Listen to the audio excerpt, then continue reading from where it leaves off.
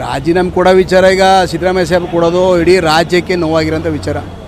ಯಾಕಂದರೆ ಅವರು ಅಹಿಂದ ವರ್ಗದಲ್ಲಿ ನಾಯಕರಾಗಿ ಮತ್ತು ಎಲ್ಲ ಜಾತಿ ಬಡವ್ರಿಗೋಸ್ಕರ ಪ್ರತಿಯೊಂದೂ ಕೂಡ ಅವಕಾಶಗಳು ಕೊಟ್ಟಂಥದ್ದು, ಬಡವ್ರಿಗೆ ನೇರವಾಗಿ ತಲುಪಂಥ ಕೆಲಸ ಮಾಡಿದಂಥದ್ದು ಸಿದ್ದರಾಮಯ್ಯ ಸಾಹೇಬರು. 13ರಿಂದ 18 ತನಕ ಕೊಟ್ಟಂಥ ಭಾಗ್ಯಗಳು ಮತ್ತು ಈಗ 23ರಿಂದ ಈಗ 26 ತನಕ ಏನು ಇವತ್ತು ನಡೀತು ಗ್ಯಾರಂಟಿ ಯೋಜನೆ, ಅದು ನೇರವಾಗಿ ಬಡವರು ತಲುಪಿದಂಥ ವ್ಯವಸ್ಥೆಗಳು. ಇನ್ನು ಮುಂದಿನ ದಿನಗಳಲ್ಲಿ ಸಿದ್ದರಾಮಯ್ಯವರು ಇಲ್ಲ ಅಂದರೆ ಕರ್ನಾಟಕದಲ್ಲಿ ಇದು ನಡೆಸೋದು ಭಾಳ ಕಷ್ಟ ಆಗುತ್ತೆ.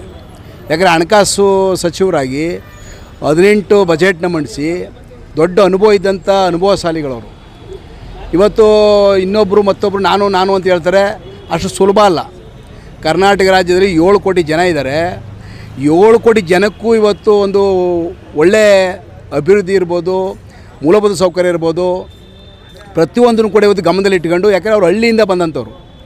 ಹಳ್ಳಿಯಿಂದ ಬಂದು ಇವತ್ತು ಡಿಲ್ಲಿಗಂಟು ಕೂಡ ಹೆಸರಾದಂಥ ಸಿದ್ದರಾಮಯ್ಯ ಸಾಹೇಬರು ಇವತ್ತು ಅಧಿಕಾರದಲ್ಲಿ ರಾಜೀನಾಮೆ ಕೊಡ್ತಿರೋಂಥದ್ದು ಈ ಎಂಟೈರ್ ಕರ್ನಾಟಕ ಎಲ್ಲ ಜಿಲ್ಲೆಗಳು ಕೂಡ ಇವತ್ತು ಬಡವರು ಇವತ್ತು ಕಣ್ಣೀರು ಹಾಕ್ತಿರೋಂಥ ವಿಚಾರಗಳು ಮಾಧ್ಯಮಗಳು, ಟಿ ವಿಗಳು, ಮೊಬೈಲ್ಗಳಲ್ಲಿ ಪ್ರತಿಯೊಂದು ಹರಿದಾಡ್ತಾ ಇರೋಂಥ ವಿಚಾರ. ಇವತ್ತು ನೋವಾಗಿದೆ ಬಡವ್ರಿಗೆ. ಯಾಕಂದರೆ ನೇರವಾಗಿ ಬಡವರು ತಲುಪ್ತಿದ್ದಂಥ ಸವಲತ್ತುಗಳು ಇನ್ನು ಮುಂದಿನ ದಿನಗಳಲ್ಲಿ ನಡೆಸೋದು ಭಾಳ ಕಷ್ಟ ಆಗುತ್ತೆ. ಹಾಗಾಗಿ ಸಿದ್ದರಾಮಯ್ಯ ಸಾಹೇಬರು 5 ವರ್ಷ ಪೂರೈಸಬೇಕು ಅನ್ನೋದು ಎಲ್ಲರಲ್ಲೂ ಬಡವರಲ್ಲಿ ಭಾಳ ಇತ್ತು.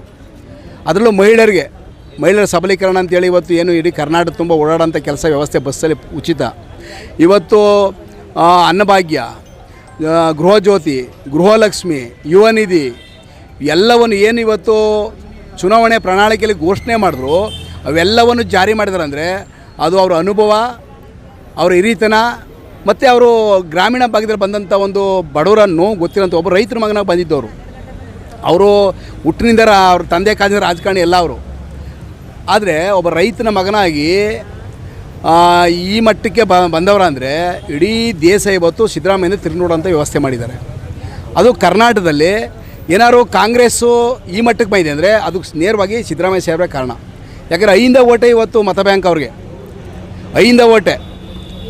ಅಹಿಂದ ಓಟ್ ಇಲ್ಲ ಅಂದರೆ ಕಾಂಗ್ರೆಸ್ಸು ಇವತ್ತು ಬರಲಿಕ್ಕೆ ಸಾಧ್ಯ ಇಲ್ಲ. ಹೋರಾಟ ನಿರಂತರವಾಗಿದೆ. ಹೋರಾಟ ಏನು ಇವತ್ತು ಮಾಡ್ತೀವಿ ಅಂತೇನಿಲ್ಲ, ನಿರಂತರ ನಡೀತಾ ಇದೆ ಹೋರಾಟ.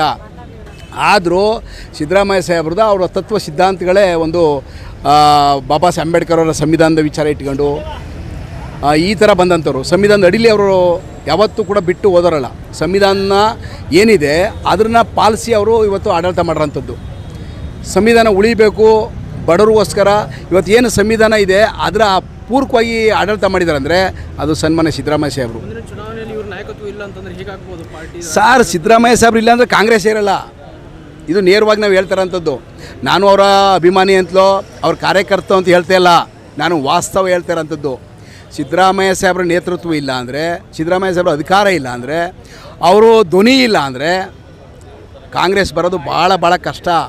ಸರ್, ಮುಂದಿನ ದಿನಗಳಲ್ಲಿ ಹೆಂಗಪ್ಪ ಅಂತಂದರೆ ಅಂದು JDS ಪಕ್ಷ ಸಿದ್ದರಾಮಯ್ಯನ ಯಾವ ರೀತಿ ಮಾಡ್ತೋ ಅದಕ್ಕೆ JDS ಪಕ್ಷ ಅನುಭವಿಸ್ತಾ ಇದೆ.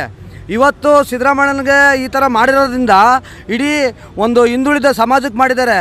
ಇದು ಒಂದು ಸಂವಿಧಾನಕ್ಕೆ ಅವಮಾನ ಮಾಡಿದೆ. ಕಾಂಗ್ರೆಸ್ ಪಕ್ಷ ಸಂವಿಧಾನಕ್ಕೆ ಅವಮಾನ ಮಾಡಿದೆ. ಹೆಂಗಪ್ಪ ಅಂತಂದರೆ ಇವ್ರಿಗಿಂತ ದೊಡ್ಡವರು ಮಲ್ಲಿಕಾರ್ಜುನ ಸಾಹೇಬ್ರಿದ್ರು, ಪರಮೇಶ್ವರ್ ಸಾಹೇಬ್ರಿದ್ರು, ಹಿಂದುಳಿದ ವರ್ಗದವರು ಕೊಡ್ಬೋದಾಯಿತು.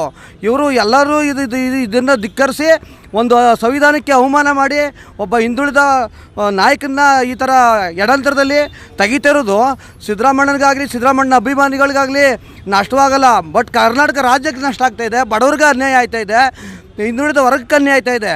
ಇದನ್ನು ಕಾಂಗ್ರೆಸ್ ಪಕ್ಷ ಮುಂದಿನ ದಿನಗಳಲ್ಲಿ ಮುಂದೆ ಬರುವಂಥ ಹಂತವಾಗಿ ಚುನಾವಣೆ ಬರುವಂಥಲ್ಲಿ ಕುರುಬೂರು ಶಕ್ತಿ ಮತ್ತು ಹಿಂದುಳಿದ ಶಕ್ತಿನ ತೋರಿಸ್ತೀವಿ ಅಂತ ನಾವು ಹೇಳೋಕ್ಕೆ ಇಷ್ಟಪಡ್ತೀವಿ. ರಾಜೀನಾಮೆ ಕೊಡಲೇಬಾರ್ದು ಅಣ್ಣವರು, ರಾಜೀನಾಮೆ ಕೊಡಲೂಬಾರ್ದು. ಈ ಥರ ಕುತಂತ್ರ ಮಾಡಿ ಎಲೆಕ್ಷನ್ನು ರಿಸಲ್ಟ್ ಬಂದ ದಿನದಿಂದ 136 ಸೀಟ್ ಬಂದ ದಿನದಿಂದ ಅವರು ಸೀಟ್ ಹತ್ತೋ ಗಂಟ ಇಳಿಯೋ ಗಂಟ ಈ ಥರ ಕುತಂತ್ರ ಮಾಡಿ ಅವ್ರನ್ನ ಇಳಿಸ್ತಾ ಇದ್ದಾರಂತಂದರೆ ಇದಕ್ಕೆ ತಕ್ಕ ಪಾಠ ಕುರುಬ ಸಮಾಜ, ಹಿಂದುಳಿದ ದಲಿತ ಅಲ್ಪಸಂಖ್ಯಾತರು ಈ ರಾಜ್ಯದಲ್ಲಿ ಕಲಿಸ್ತೀವಿ. ನಾವು ನಿರಂತರವಾಗಿ ಕಲಿಸ್ತೀವಿ. ಕುರುಬ ಸಮಾಜ ಕೈಕಟ್ಟಿ ಕೂರುವುದಿಲ್ಲ. ಕುರುಬರು ಯುವಕರು ಕೈಕಟ್ಟಿಗೆ ನಿಂತಿಲ್ಲ, ಬಳೆ ತೊಟ್ಟಿಲ್ಲ. ಕುರುಬ ಸಮಾಜ 100 ಕ್ಷೇತ್ರಗಳಿಂದ ಜಾಸ್ತಿ ಕ್ಷೇತ್ರದಲ್ಲಿ ಇದೆ. ಆ ಸಮಾಜ ಮತ್ತು ಹಿಂದುಳಿದ ವರ್ಗದ ಸಮಾಜದ ಜೊತೆ ತಗೊಂಡು ಈ ಕಾಂಗ್ರೆಸ್ ಪಕ್ಷನ ಕರ್ನಾಟಕದಿಂದ ಧೂಳಿಪಟ ಮಾಡ್ತೀವಿ ಅನ್ನೋದು ಮಾತು ಮಾತ್ರ ಹೇಳ್ತೀವಿ ನಾವು.